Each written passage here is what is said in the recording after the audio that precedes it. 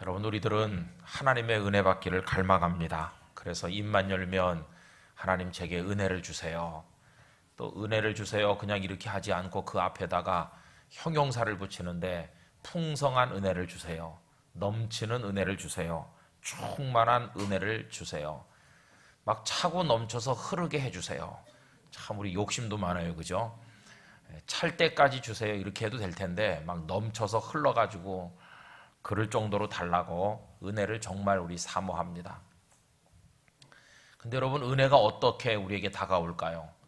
또 그 은혜는 어떤 성격으로 우리에게 다가올까요? 여러분, 그걸 생각을 해보셨습니까? 은혜 받으면 좋다 그렇게 생각하지만 여러분, 은혜를 받으면요 죽기도 합니다. 그거를 이제 우리가 생각을 해볼 필요가 있습니다.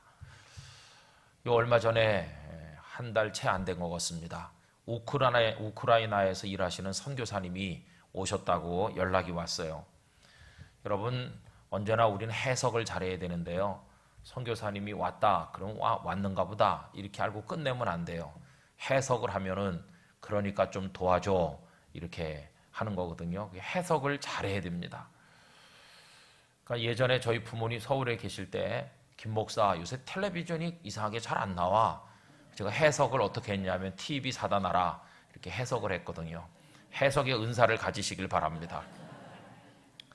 그래가지고 이제 선교사님을 만나야 되는데 부산에 와서 머무는 시간이 얼마 안 돼요. 부산에 잠깐 왔다가 머물고 가는데 이게 시간이 저랑 잘 안 맞아요.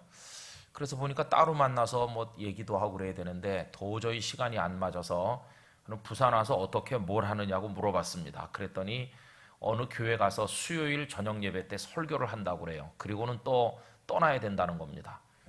그래서 그 교회 그럼 수요 예배 전에 내가 잠깐 가서 만나겠다 이렇게 해가지고 수요 예배 전에 한 5시 반쯤 가서 우리 교회도 또 예배를 드려야 되니까 오래 있질 못하고 잠깐 거기서 만났어요.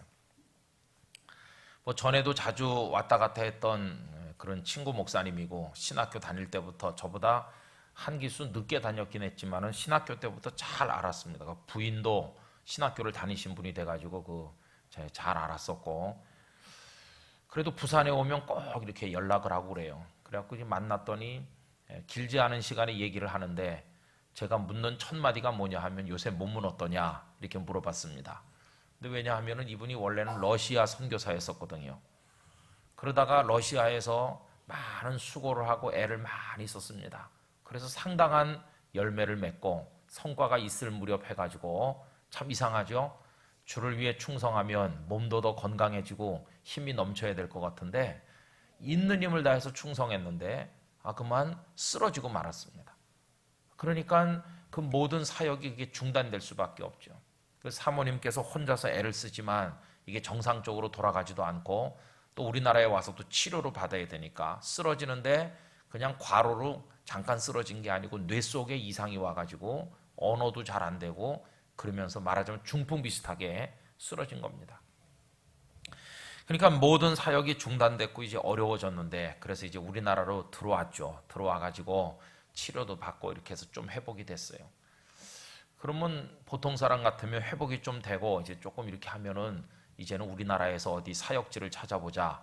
그렇게 무리한 데는 이제 못 견딘다. 그럴 거라고 생각하는데 이 목사님은 그게 아니었습니다.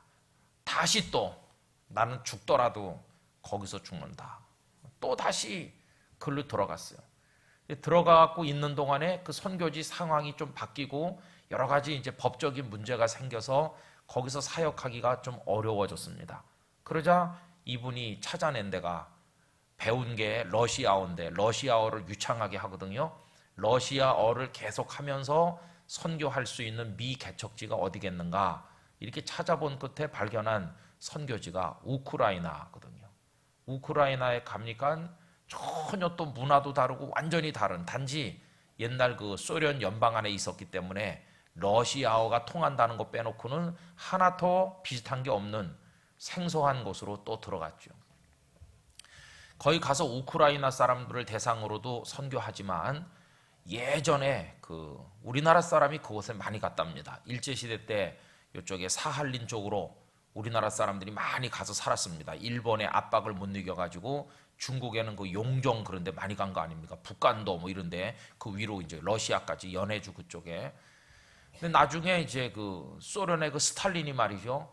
조선 사람들 전부 강제 이주시켰는데 이 동쪽 끝에서 그 소련의 서쪽 끝이라고 할 수 있는 그 우크라이나 그 지방으로 강제 이주시켰거든요.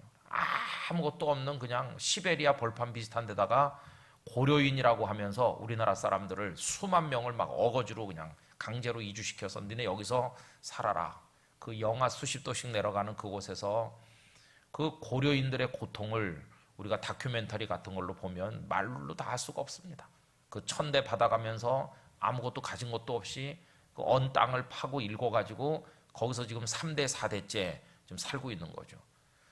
거기 그 고려인들에 관한 얘기가 종종 나오는데 가보면은 거기 이제 그 보도 같은 거 또 무슨 다큐멘터리 같은 거 보면은 아직도 여기 그 조상들 때 했던 것처럼 그대로 우리나라 음식도 만들어 먹고 뭐 생김새도 똑같죠. 뭐 완전히 우리나라 사람이죠. 중간에 이제 그쪽 사람이랑 결혼해서 혼혈이 되기든 이름은 완전히 이제는 그쪽식 이름으로 뭐 다 바뀌었어요. 그 러시아 계통의 이름은 다 이름이 좀 특이해요, 그죠? 무슨 스키, 무슨 비치, 뭐 끄트머리 다 그런데 그런 이름으로 다 바뀌었더라고요. 그래가지고 이제 거기 살고 있는데 이 목사님이 거기 가보니까 고려인들이 많이 있다는 거예요. 같은 핏줄인데 이제 러시아어로 하지 않으면 언어가 잘 안 통하는데 이 사람들은 누구도 돌보질 않아서 선교하는 사람도 없고 복음을 전하는 사람도 없는 것이죠. 그리고 이 목사님 또 거기 들어가서 이제 하고 있습니다. 그래서 만나자마자 첫 마디가 뭐냐 하면 건강 어떠냐 이렇게 물어보는 거예요. 근데 겉으로 보면 조금 아직도 시원치 않은 것 같이 보이는데 말은 이제 또렷또렷하게 해요. 말은 다시 다 돌아와서 하고 하는데 지금도 사방 뛰어다니면서 그 사람들의 언어로 성경을 공부할 수 있도록 자료를 만들고 번역을 하고 또 그분이 과거에 미국에 조금 있어서 미국의 어느 교회랑 이렇게 연결시켜 가지고 거기서 또 후원을 받아다가 이제 그 책을 그 사람들 언어로 번역을 해서 읽을 수 있도록 기독교 자료 같은 거 이런 거 해주고 막 뛰어다닌다는 거예요. 저는 한 1시간 남짓하게 그 목사님과 마주 앉아 차를 나누면서 그 고생하고 사역하는 얘기를 듣고 돌아오면서 하나님의 은혜가 뭘까 그런 생각을 해봤습니다. 왜냐하면 제가 가서 걱정하거든요. 얼마나 힘드냐, 조심해라, 몸 조심하고 뭐 이런 얘기 이제 하니까 이 목사님은요 그냥 감사하다고 그래요. 감사하다고. 도대체 뭐가 감사한가? 낯설고 물서른 그곳에 가서 말이지. 우리 같으면 거기 가서 지내는 게 쉽겠습니까? 거기 가서 아무것도 없는 또 밑바닥부터 다시 개척을 시작해가지고 또 선교의 터전을 만들고 몸도 시원치 않은 목사님이 그렇게 하는데 그 입에서 나오는 말은 그냥 감사하다는 거예요. 감사하고 하나님의 은혜로 잘 지내고 있다는 거예요. 여러분 어떻습니까? 그렇게 살아가는 게 은혜라면 오늘 저녁에 그런 은혜 받고 싶으세요? 아유, 그런 은혜 같으면 사양하겠어요. 우리가 생각하는 하나님의 은혜는 이런 겁니다. 나 등 따뜻하게 해주시고 배고프지 않게 해주시고 그런 거죠. 자식 나 그래서 잘 되게 해주시고 내일 수능 치는데 평소에는 뭐 5등급, 7등급, 10등급이지만 내일은 갑자기 시험지에 답이 다 보이게 해주셔서 모조리 다 1등급. 여러분 우리 애도 내일 시험 치는데 제가 얼마나 골똘했는지 며칠 전에 꿈을 꾸질 않았겠습니까?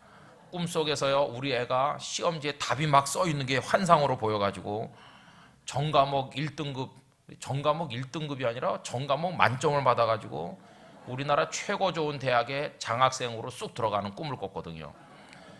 근데 꿈이 거기서 끝나야 되는데 꿈이 제2장이 시작됐는데 그게 뭐냐면 입학은 했는데 못 따라가는 겁니다. 거의 너무 좋은 학교를 들어가가지고 입학은 장학생으로 했는데 공부를 못 들어가가지고 막 애먹는 그래서 나도 꿈속에서 애먹다 깼었거든요. 꿈도 이상한 꿈도 꿔요. 하도 생각하니까 그런 꿈도 꾸는 것 같아요. 근데 부모님들 다 골똘하죠. 골똘해요. 우리가 생각하는 은혜는요. 얘가 공부도 안 해. 그냥 놀기만 하고 그냥 뭐 그런데도 막 하나님이 은혜 주면 막 천재처럼 공부도 잘하고 그런 걸 우리 은혜라고 생각해요. 그 다음에 병들었다가 기적적으로 나서 건강해지면 하나님의 은혜 받았다 이렇게 하고. 근데 여러분 성경에 보면요, 은혜를 받아가지고 그렇게 되는 수도 있어요. 은혜를 받아서 정말 어렵던 사람이 형편이 피기도 하고 살게 되기도 하고 정말 어려웠던 관문을 뚫고 축복을 받아서 잘 되기도 하고 그런 은혜도 있어요. 그런데 그 은혜를 받다 보면 나중엔 어떤 은혜를 받게 되냐 하면은요, 그런 은혜를 받다가 끄트머리 받는 은혜는 받으면 죽게 되는 은혜를 받게 된다는 것이. 여러분 예수님의 제자 베드로, 야고보, 요한 이런 분들이 주님의 은혜를 받은 사람이라고 생각하십니까? 아니면 은혜를 못 받은 사람이라고 생각하십니까? 주님의 제자들이 은혜를 받으셨나요? 못 받으셨나요? 다 은혜를 받으신 분들이시죠. 그죠? 또 사도 바울만 해도 주님께서 내 은혜가 네게 족하다. 또 본인도 고백하시기를 나의 나 된 것은 하나님의 은혜다. 이런 거 여러분 아시잖아요. 은혜 받았어요. 근데 은혜 받았는데 그 결과가 어떻습니까? 다 죽었어요. 베드로도 순교하셨고 다른 제자들도 다 마찬가지죠. 은혜는 참 이상하구나. 은혜는 받으면 등 따뜻하고 배부르게 떵떵거리며 살게 되는 그런 건 줄 알았더니 은혜를 이상하게 받으면 죽기도 하는구나. 그런 생각이 들지 않습니까? 근데 참 이상한 것은요, 그런 이상한 은혜를 받았던 분들이 그 은혜를 받아가지고 막 몸부림을 치면서 괴로워하면서 그 은혜를 거부하면서 막 이랬던 게 아니라 그 은혜에 대하여 골고다 언덕에 올라가신 예수님의 뒤를 따르면서 자기도 죽어야 되는 그런 은혜인데 그 은혜 주심에 대하여 감사했다는 것이에요. 그래서 저는 하나님 앞에 우리가 은혜를 주시옵소서라고 기도할 때 좀 생각을 해봐야 되겠다 하는 마음이 듭니다. 여러분, 하나님께서 주시는 것이라면 어떤 종류의, 어떤 내용의, 어떤 성격의 은혜이든지 간에 기쁨으로 받으실 수 있는 믿음 우리가 가지게 되기를 원합니다. 그건 마치 뭐와 같으냐 하면 어머니께서 아이에게 밥상을 차려줄 때 애가 좋아하는 거 있잖아요. 어떤 애는 고기 너무너무 좋아해요. 그럼 엄마가 매일 하루 세끼 고기만 해준다. 그럼 얘는 어떻게 되겠습니까? 그러니까 엄마는 먹기 싫은 김치도 먹으라고 그러고 다른 야채도 먹으라고 그러고 우유도 마시라고 그러고 골고루 다 먹게 하잖아요. 근데 그 주시는 게 다 그 아이 마음에 입맛에 맞는 건 아닙니다. 싫은 음식도 있지만 어머니가 주는 건 다 사랑이고 어머니가 주는 건 나를 위한 것이고 어머니가 주는 건 다 내게 복된 거다. 이렇게 해야 되는 것처럼 또 편식을 하지 않아야 건강한 어린이가 되듯이 하나님 아버지께서 우리에게 주시는 은혜도 그와 같다고 생각을 하는 것입니다. 여러분, 하나님께서 어떤 은혜를 주시든지 그 은혜에 대하여 기뻐하실 수 있기를 바랍니다. 그게 우리의 영적 성장을 위한 중요한 기도 제목이라고 생각합니다. 근데 오늘 읽은 이 석절 말씀을 통해서 보면 바울 사도는 본인이 그런 은혜를 받으셨다는 거예요. 나 바울은 그런 은혜를 받았다.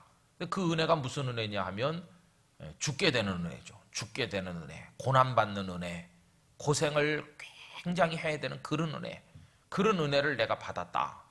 근데 바울 사도만 그런 은혜를 받으신 게 아니고 이 편지를 받아서 읽게 될 로마에 있는 교인들도 그런 은혜를 받았다 하는 겁니다. 여러분 오늘 본문 14절부터 한번 이제 살펴보기를 원하는데요. 내 형제들아 이렇게 부르죠. 여긴 내 형제들이 누굴까요? 이 로마서를 받아서 이제 읽게 될 로마에 있는 교인들을 말하는 거죠. 로마 교회 성도들아 그런 말이겠죠.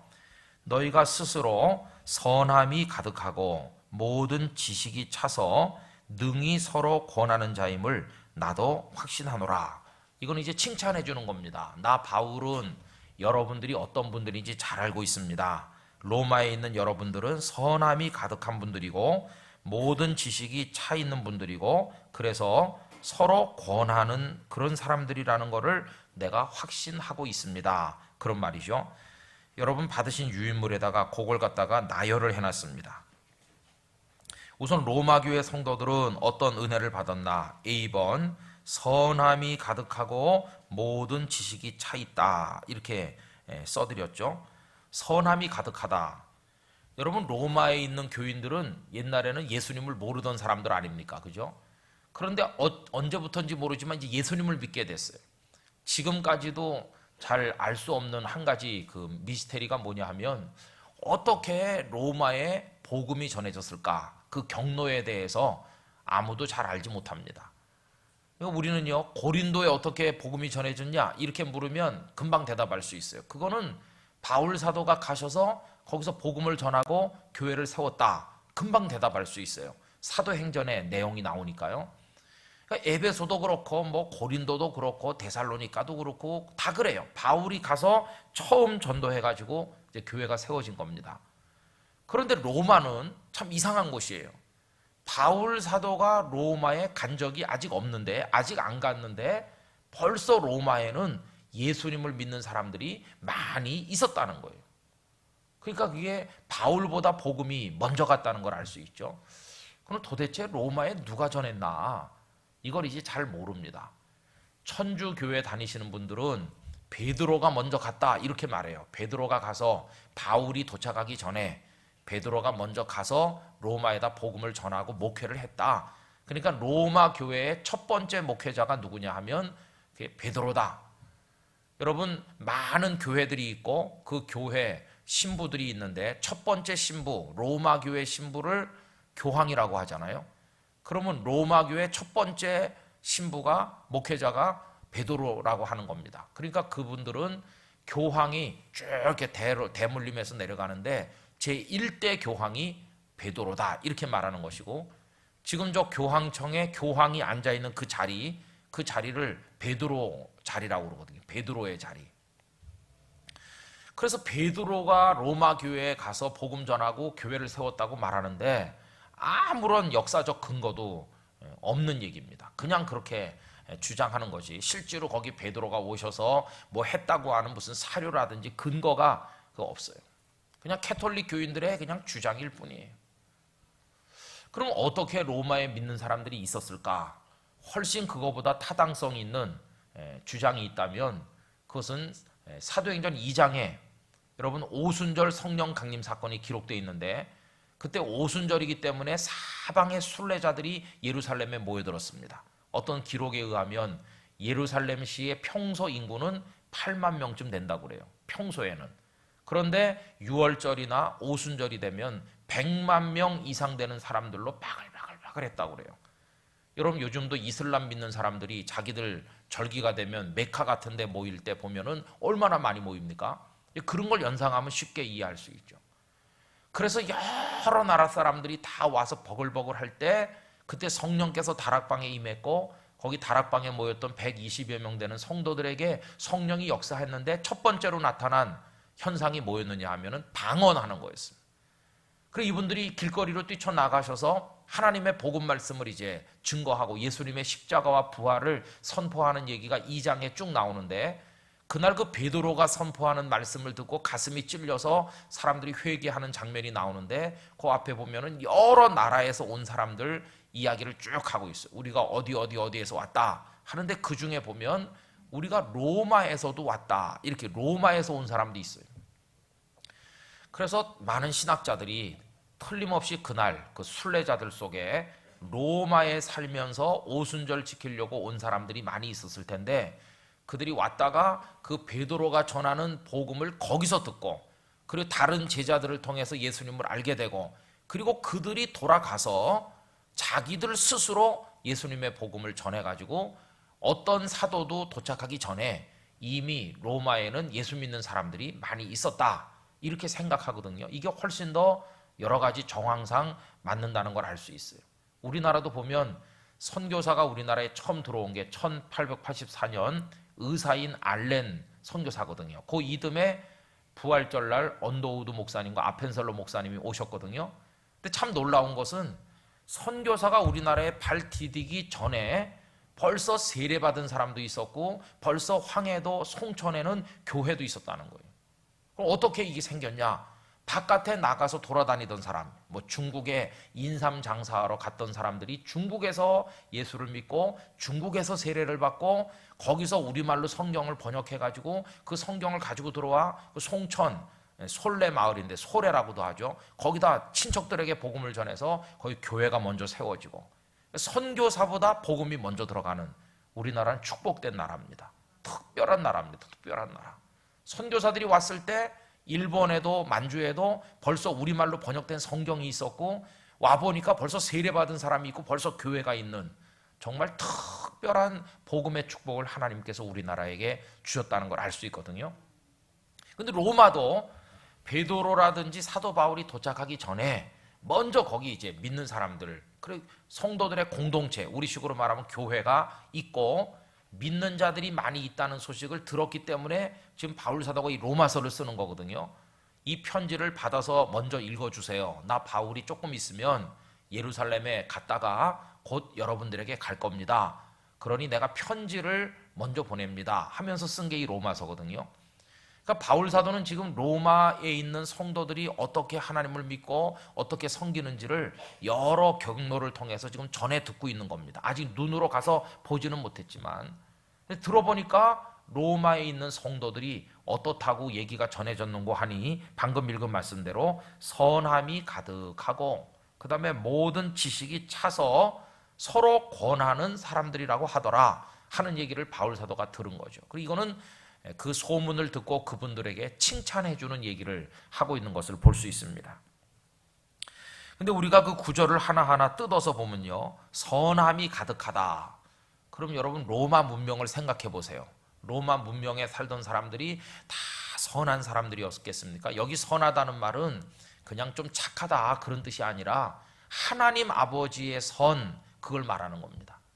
하나님이 가지신 선이 너희들의 마음속에도 있다 그런 뜻이거든요. 그럼 이 로마에 사는 로마 시민들이, 로마 사람들이 언제 그런 게 있었습니까? 이 사람들 그런 거 없었습니다. 여러분 전에도 언젠가 말씀드린 것처럼 글래디에이터 같은 영화 같은 데 보면 로마 사람들 너무너무 잔인하거든요. 그래서 그 검투사들을 원형 경기장에다 끌어다 놓고 맹수와 싸우게 하고 검투사들끼리 싸우게 해서 목이 댕공댕공 잘라나는데 그거 보면서 그 피비린내를 맡으면서 술을 퍼마시고 박수를 치고 죽이라고 그러고 이게 인간들로서 할 짓이 아니거든요. 그들에게 무슨 선함이 있습니까? 과거에는 잔인함, 악함 그것만 있었어요. 그런데 지금은요. 지금은 예수님 안에서 그들이 변화된 겁니다. 이제는 그런 잔혹함은 다 사라지고 그 대신 그들에게 선함이 생겼어요. 선함. 또 모든 지식이 찼다 할 때 이 지식은 학교 가서 배우고 선생님에게 배우는 이 세상의 지식을 말하는 게 아니라 성령님께서 주시는 구원의 진리를 깨닫는 영적 지식을 말하는 것이거든요. 이게 그들 속에 생겼어요. 전에는 없었던 것이죠. 전에는. 그래서 과거에는 잔인하고 이교도로 살면서 난폭하기 이를 데 없었던 그들이 이제는 예수님의 성품을 가지는 사람들로 그들이 변화됐다는 것이에요. 그래서 여러분 코바디스라는 그 생케비치의 유명한 소설 보면 거기 이제 로마 귀족들이 여러 사람 등장하는데 아주 잔인한 귀족. 그 원래 그 주인공인 그 비니키우스라는 사람은 잔인한 귀족이죠. 전쟁에 나가서 공을 세우고 많은 사람 죽이고 돌아와 황제에게 칭찬을 받고 아주 우쭐한 젊은 장군이죠. 그러면서 모든 천하가 발 아래 있는 것 같고 그리고 돌아오면 의뢰하는 게 그 잔인한 경기를 즐기고 그러면서 미녀들과 놀아나고 그게 그들의 그냥 삶의 전부죠. 그죠? 황제로부터 권력을 받고. 그런데 이 비니키우스가 그 리디아라고 하는 순결한 처녀를 만나게 되죠. 어느 나라의 공주였었는데 나라가 로마에 점령당하면서 끌려온 전쟁 포로로 끌려온 여인인데 어떤 로마 귀족에게 집에 노예로 팔려가 있는 한 여자를 만나는 거죠. 그 귀족 집에 놀러 갔다가 그 여자를 보게 됐어요. 이 비니키우스라는 젊은 장군은 로마 문화에 빠져 있는 사람이기 때문에 한 나라의 공주로서 끌려온 이 여인을 보면서 마음속으로 호감을 가지면서도 그냥 놀이개감 정도로밖에 생각을 안 하죠. 무슨 순결한 사랑 이런 거 없어요. 그런데 그 처녀를 데리고 있는 이 공주를 데리고 있는 그 귀족 가문의 식구들은 자기와 다르다는 걸 알게 돼요. 얼마나 선량하고 이 사람을, 이 여인을 그냥 노예로 생각하는 게 아니라 딸처럼 여기고 아껴주고 보호하고 사랑하는 거예요. 도대체 이 가족들은 왜 이런가? 왜 로마 사람 같지 않은가? 똑같은 로마 귀족인데 이 사람들은 노예를 왜 가족처럼 대하나? 이해를 못하는 거예요, 처음에는요. 왜냐하면 그 가족들은 주님을 믿는 사람들이거든요. 그들은 그리스도인들이거든요. 그래서 팔려온 노예지만, 법적 신분은 노예지만 사랑하는 딸처럼 끌어안는 것이죠. 그 소설에 보면 그 귀족 가족이 전부 다 순교하는 얘기가 나오고, 이제 그런 것들을 보면서 이 비니키우스라는 장교도 예수님을 영접하게 되죠. 이 여인이 다른 여인들과 다르다는 걸 알게 됐을 때 그 원인이 뭔지를 추적하는데 그 여인의 가슴 속에도 주님이 계시다는 것을 이 젊은 장군이 알게 되면서 그 주님을 함께 믿고 같이 나중에 원형 경기장에 끌려나가게 되고 드라마틱한 이야기가 그 소설 속에 전개되거든요. 여러분, 이게 일반 로마인들은 가지지 못한 것입니다. 그들은 다 잔인하고 악독하고 쾌락의 문화에 젖어 있고 마지막에 로마가 타락했을 때는 어미와 자식이 부끄러운 일을 행할 정도로 갈 때까지 다 간 나라가 로마였었거든요. 여러분, 그런 로마 한복판에 살면서도 그 가슴 속에 선한 지식, 영적 지식이 있고, 그리고 그 선함이 가득해서 서로를 권면하는 구별된 하나님의 자녀들이었다 하는 것입니다. 여러분, 로마 시대만 그렇게 악독하고 잔인했나? 저는 그렇게 생각하진 않습니다. 양태가 좀 다를 뿐이지 우리가 살고 있는 이 대한민국 사회도요, 얼마나 말도 못할 죄악이 관영한 세상인지 우리 이루다 말로 표현할 수 없어요. 똑같이 잔인하고 똑같이 악하고 똑같이 방탕하다고 생각합니다. 근데 우린 이 속에 살고 있거든요. 그럼 우리의 모습이 어떠해야 될까요? 여기 로마 교회 성도들처럼 우리 안에도 선함이 가득해야 될 줄 믿습니다. 우리에게도 거룩한 영적 지식이 있어야 되는 것이죠. 그리고 우리 서로 권해야 되는 것이죠. 근데 우리가 뭘 권하겠습니까? 옛날 같으면 원형 경기장에 가자. 가서 거기서 마시고 죽어나가는 거 보고 즐기자. 거기서 예쁜 미녀들이나 데리고 즐겨보자. 이게 옛날에 서로 권하는 거겠죠. 그죠? 그러나 이제는 권하는 게 달라요. 이제는 권하는 내용이 달라졌어요. 이제는 같이 하나님을 믿읍시다. 이제는 우리 선량하게 삽시다. 이제 권하는 게 달라졌어요. 여러분, 그들이 그렇게 변화됐다는 것을 알 수 있습니다. 우리 대한민국 사회는 술 권하는 사회라고 하거든요. 참요, 어저께도 황당한 걸 봤는데, 어저께인가 그저께인가 하여튼 그 시차례는 그저께 저녁이네요. 거기 가가지고 이제 숙소에 들어가기 전에 우리 중부시찰 목사님들이 식당에 가가지고 밥을 먹게 됐어요. 그리고 식당에 가서 이렇게 밥을 먹고 앉아, 식당이 조용해요. 우리밖에 없나 이 큰 식당에. 그러면서 먹고 있는데 보니까 그 집 종업원들이 저쪽에다 또 뭐 쭉 차려요. 아마 또 관광객들 오나 보다 했더니 아주머니들이 말이죠, 한 30명 들어왔어요. 남자는 하나도 없고 아줌마들이 남편이랑 애는 어떻게 했는지 쫙 들어왔어요. 그리고 쫙 앉더니 소주병 탁 놓고, 그 다음에 어떤 아줌마는 막 이빨로 까대요. 그걸 갖다가. 대한민국의 무서운 아줌마. 그러더니 좀 이따 남자가 하나 들어오는 거예요. 남자. 아줌마들만 오는데 남자 누군가 딱 이렇게 보니까 관광버스 기사인 것 같아요. 이 기사가요, 소주병 들고 저쪽 끝에부터 시작해가지고 잔 하나 들고 다니면서 따라서 이 아줌마 마시면 그 옆에 아줌마한테 또 주고, 또 그 아줌마 흥에 겨워가지고 자기도 또 따라주면 기사도 또 받아먹고. 그래서 저 기사가 운전을 어떻게 할까 보니까 거기서 잘 거니까, 자고 내일 아침에 갈 거니까 뭐 먹어도 된다 그러는 것 같아요. 그래서 제가 유심히 봤어요. 그랬더니 처음 아줌마가 마시던 그 잔으로 마지막 아줌마까지 다 마시는 거예요. 그 같은 잔 하나, 잔도 안 바꾸고 그 잔으로 다 뭐 위생관념 이런 거 하나도 없어요. 그리고 벌써 이제 맛이 갔어요. 아줌마들이 취해가지고. 어떤 목사님이 저보고 이렇게 말했습니다. 제가 혀를 끌끌 차고 하니까 어떤 목사님이, 난 저 중에 교회 집사 혹시 있지 않을까 걱정된다고. 그 개꾼들 왔는데 교회 집사 한두 명 껴서 왔을지, 그래가지고 거기서 같이 받아먹고 있는 거 아닌가, 그런 걱정된다고 그래요. 그 목사님이. 언젠가 얘기했죠. 단풍놀이 갔는데 우리 목사님 따다 줄 거라 그러면서 술에 만취한 아줌마가 내장산 단풍 따던 얘기 생각 안 나십니까? 어떤 장로님이 왜 그 예쁜 단풍을 따냐고 그러니까 술에 만취된 아주머니가요, 우리 목사님 갖다 드리려고요. 우리 깍 뒤로 넘어. 더 이상 할 말이 없어. 그러니까 우리 사회는요, 뭘 권하느냐면 술을 권하는 거예요. 그러니까 술 권하는 사회, 술을 권하는 사회라는 말이 나왔잖아요. 그 먹으면 취하게 되는데 그걸 권하는 거예요. 그걸. 근데 여러분, 이분들은 뭘 권하겠습니까? 하나님을 사랑하고 거룩한 백성으로 살도록 거룩한 걸 권면하는 사람들로 그들이 바뀐 것이에요. 여러분, 얼마나 멋진 변화입니까? 우리의 삶이 이런 방향으로 날마다 변해야 될 줄로 믿습니다. 자, 그럼 보세요. 그들이 언제가 재밌게 살았겠습니까? 예수 믿기 전이 재밌었을까요? 예수 믿은 후가 재밌었을까요? 예수 믿기 전이 훨씬 재밌죠. 그 원형 경기장에 가서 즐기고 먹고 마시고 취하고 뭐 마음대로 살고 양심의 가책도 없고 말이지. 응? 그렇게 살 때가 더 재밌었겠죠. 그런데 예수님을 믿고 은혜를 받았더니 이제는 그런 데도 안 가. 이제는 먹지도 마시지도 않아. 이제는 뭐 이 여자 저 여자 어울려 놀지도 않아. 이제는 삶이 단순해지면서 옛날에 즐거웠던 그 쾌락이 다 없어졌어요. 재미가 없어, 인생이. 여러분, 은혜를 받고 났더니 재미가 없어졌어요, 인생이. 여러분, 은혜를 받으면 재미는 없어져요. 그러나 재미는 없지만 그 안에 기쁨이 생기는 줄로 믿습니다. 그 기쁨은 하나님이 주시는 것이죠. 육체적 재미나 짜릿한 쾌감하고는 다른 거룩한 기쁨이 그 가슴 속에 차는 것이에요. 은혜 받으니까 이렇게 됐어요. 남들이 보면 저것들 예수 믿는다 그러면서 저렇게 답답. 인생을 무슨 맛으로 살아?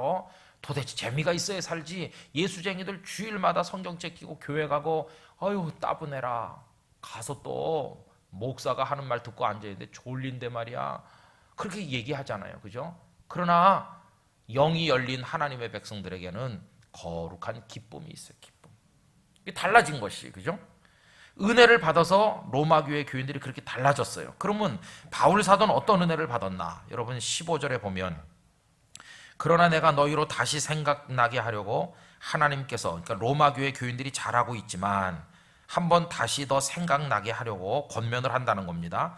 뭘 따라서 권면합니까? 하나님께서 내게 주신 은혜로 말미암아 더욱 담대히 대량 너희에게 썼다. 여러분들이 잘하고 계시지만 더 잘하시오 하는 마음으로 내가 이 편지를 써서 보내는 건데, 그렇게 하는 이유는 하나님께서 내게 은혜를 주셨기 때문이다. 그럼 바울도 은혜를 받았다는 거 아닙니까? 그럼 바울이 받은 은혜가 뭡니까? 여러분 16절에 나오죠. 내가 받은 이 은혜는 뭐냐? 곧 나로 이방인들을 위하여 그리스도 예수님의 일꾼이 된 거. 이게 은혜라는 거예요. 그래서 바울 사도는 그 다음부터 누구를 위해 사느냐 하면 이방인을 위해서 사니까 색다른 목표가 생겼어요. 여러분, 제가 유인물에다가 왜 색다른 목표라고 써드렸느냐 하면요, 사도 바울은 유대인 아닙니까? 그죠? 유대인들은 이방인을 어떻게 생각했습니까? 평소에 짐승만도 못하게 생각했거든요. 유대인하고 이방인은 이게 물과 기름같이 그런 사이거든요.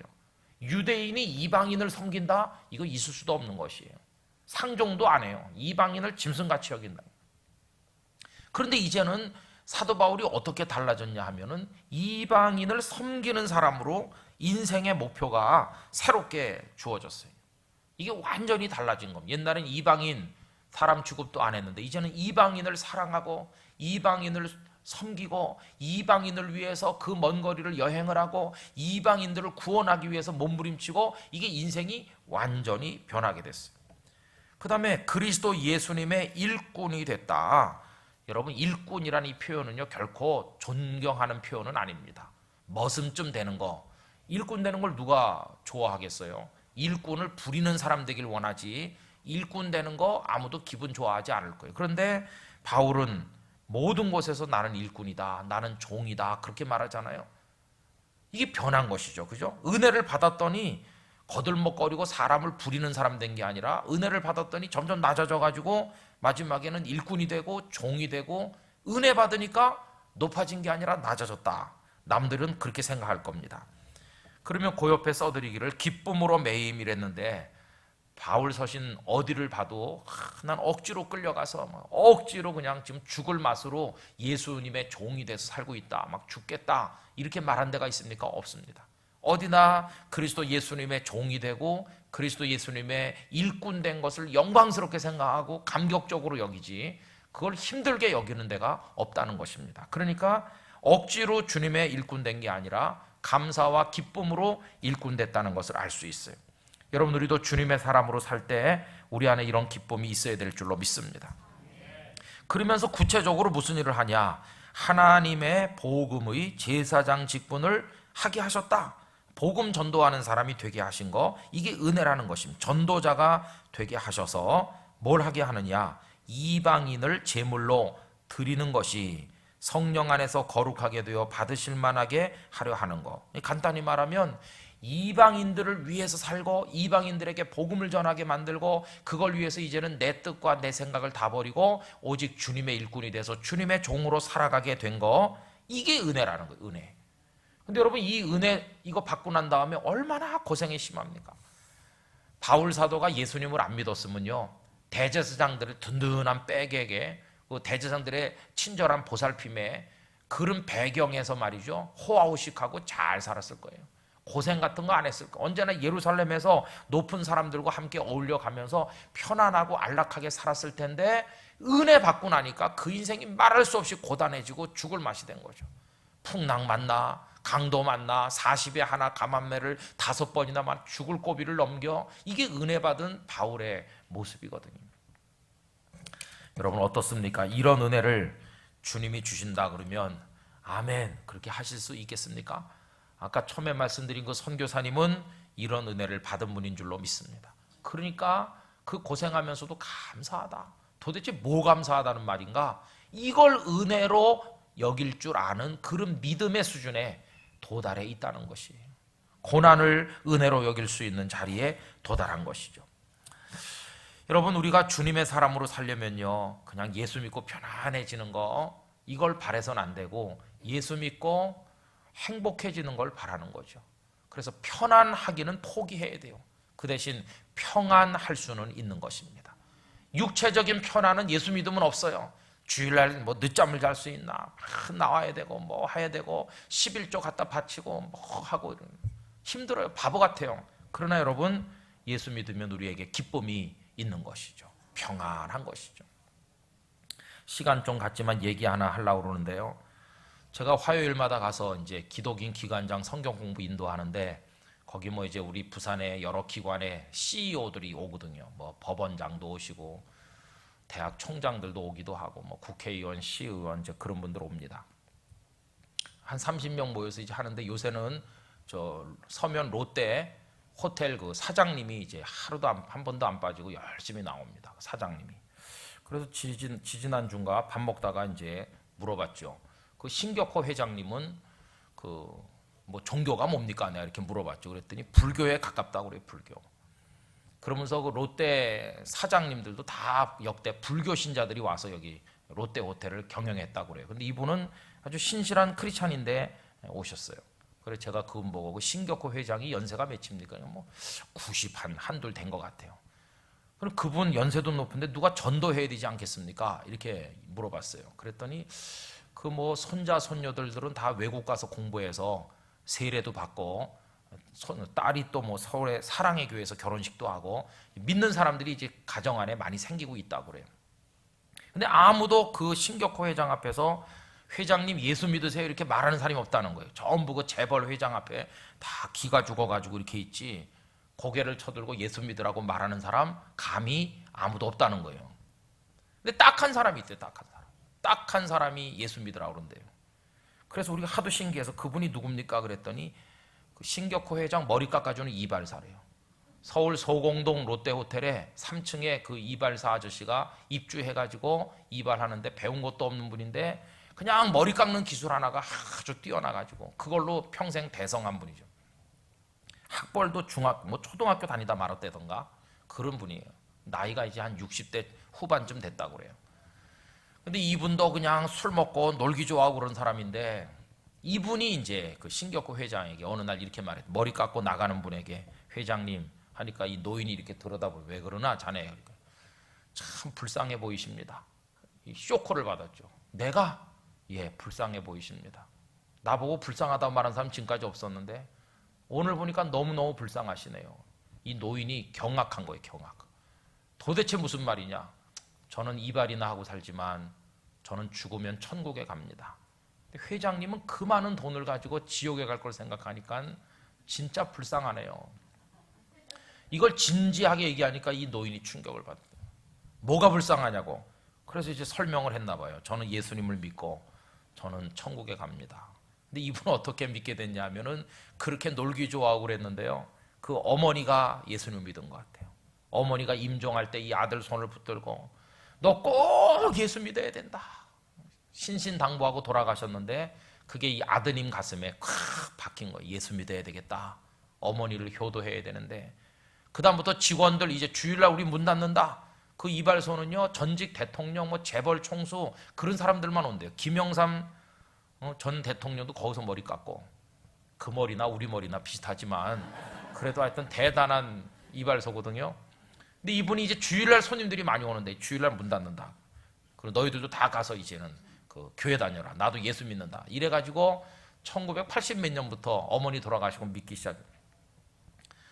그런데 이 신격호 회장이 이분한테 머리 안 깎으면은 머리를 못 깎는데요. 일본 갔다가도 머리 깎으러 일부러 올 정도로 이분한테 머리를 맡긴대요.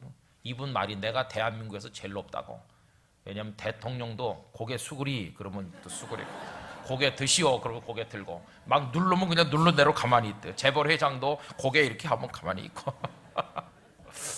참 재밌잖아요. 근데 몇 달 후에 이 신격호 회장이 와가지고 이렇게 말해요. 내가 자네 말을 깊이 생각해봤다고. 예수님을 믿는다는 거에 대해 내가 심각하게 생각해봤는데 딴 건 다 할 수가 있을 것 같은데 제일 어려운 게 하나 있다고. 그게 뭡니까 회장님? 그러니까 내가 돈이 좀 있다 보니까 10분의 1 바치는 게 그게 제일 어려울 것 같다고 그러더래요. 그러니까 이분이 가가지고 고심을 많이 해본 것 같아요. 아마 집안의 손자 손녀들이 할아버지도 예수 믿어야 된다고 아마 누가 말을 했는지. 그럼 마음이 흔들리고 있다는 것이. 11조 바치는 거 여러분 쉬운 거 아닙니다. 우리는요 내가 돈이 많으면 11조도 많이 바치고 잘 믿을 것 같은데 얼마 못 버니까 11조 바치기가 쉽지. 여러분이 수입이 10배 100배 되면요 11조 바치기 어려워서 교회 못 다닌다는 거예요. 우리 그날 거기 모인 사람들이 그 얘기 듣고 그 이발사 하시는 그분에게 감동받았습니다. 정말 대단하잖아요. 이분이 얼마나 열심히 믿었는지 아들을 목사가 되게 했고요. 그 아들 목사님이 지금 미국에 가서 신학 유학을 하고 있다고 그래요. 그리고 이제 누구에게든지 머리 깎아주면서 예수 믿어야 된다고 말한다고 그래요. 저는 마음속으로 그 이발사 그분 교회 집사님이시라고 하는데 그분을 사용해서 우리나라에 높은 위치에 있는 사람들이 많이 돌아오기를 정말 간절히 바랍니다. 그분은 머리 깎아주면서 전도하고. 근데 안 믿는 사람들이 우리 보면요 바보 같을 거 아니에요. 그냥 벌어가지고 11조 바치고 주일날은 그냥 꼬박꼬박 놀러도 안 가고 이 단풍절 좋은데 얼마나 좋은데 가서 개심치레 하면서도 거기 앉아 있으려고 가고 그러잖아요. 우리 바보같이 보일 거예요. 그죠? 인생에 재미도 없는 것 같고 그러나 우리 육체적으로도 고단하고 그렇지만 그 대신 하나님이 주시는 평안과 기쁨이 있는 것이에요. 그래서 은혜를 받아서 고단하고 고난당하고 그런데도 우리가 변한 것이에요. 여러분 이 놀라운 진리 우리가 깨닫고 살아가게 되길 원합니다. 그럼 이제 어떻게 우리가 이 은혜를 감당하며 사냐? 그 밑에 끄트머리 한번 보십시오. 큰 입 어떻게 감당하는가? 첫째가 뭡니까? 성령 안에서. 성령 안에서 감당한다는 것은 지식의 무용함을 고백하는 겁니다. 바울 사도가 가말리엘에게 배우고 많이 배웠는데 이제 지식 필요 없어. 성령으로 하는 거다. 고린도 전서에도 보면 자신의 지식으로 하지 않고 하나님의 은혜를 의지하고 성령의 도우심을 의지한다 이렇게 말했죠. 그 다음에 거룩하게 돼요. 어떻게 거룩하게 됩니까? 새로운 방법으로 거룩해지는데 그 비결이 뭡니까? 예수님의 보혈로 씻김받아 거룩해지죠. 이방인도 보혈의 공로로 씻어지면 거룩해지는 거죠. 받으실 만하게 하려 하다. 누가 받으십니까? 하나님이 받으시고 누가 영광 거두시나요? 하나님이 영광을 받으시는 거죠. 그래 여러분 오늘 더 말씀드리고 싶은 것들이 많이 있지만 이제 시간이 너무 많이 가서 그만큼만 말씀드릴 텐데요. 한번 가만히 생각해 보십시오. 나는 하나님 앞에 어떤 컬러의 은혜를 받고 싶어 하는가? 내가 받고 싶어 하는 은혜는 내 욕심 채우기 위한 은혜인가? 아니면 하나님의 뜻을 이루기 위한 그런 은혜인가? 한번 생각을 해보시고 여기 지금 바울 사도가 은혜라고 말하고 있는 그런 색다른 특별한 은혜 우리도 이런 은혜를 받게 되기를 간절히 기원합니다. 분명한 것은 이런 은혜를 충만하게 받으면 우리가 성숙한 그리스도인이 될 것이고 멋있는 하나님의 사람 될 줄로 믿습니다. 진짜 그리스도인이 될 줄로 믿습니다. 하나님이 나 섭섭하게 하면 나 도망가요, 이런 시시한 그리스도인이 아니고 주님과 함께 골고다 언덕을 넘어갈 수 있는 그런 성도가 될 줄로 믿습니다. 우리 땅끝교회 성도들에게 이런 은혜 하나님이 허락해 주시고 그 은혜 감당할 만한 믿음 주시기를 주님의 이름으로 축원합니다.